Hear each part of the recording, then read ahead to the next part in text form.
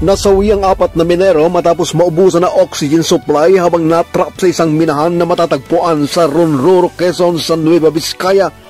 Ang nasawing mga minero ay bigong makalabas sa naturang tunnel matapos makalanghap ng gas leak kung saan ay isa sa tinitignang dahilan ng pagkasuffocate at pagkalason ng mga biktima.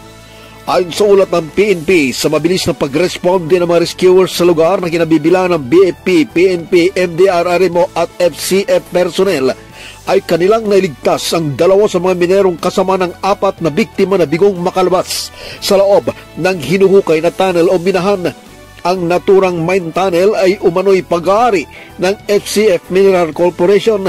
Ayon sa otoridad, ang hukay o tunnel na may lalim na 300 metro ay kinakailangang gamitan ng oxygen supply para hindi kapusin sa paghinga lalo sa mga minerong nagtatrabaho sa naturang tunnel mine.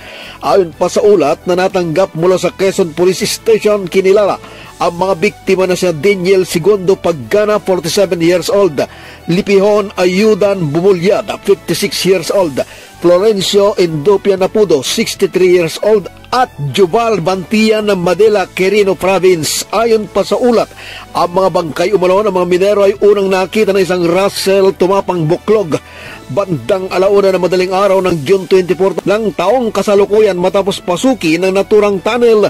Bandang 10:30 na umaga na i-report naman na isang barangay opisyal ang pangyayari sa mga kagawad ng Quirino PNP.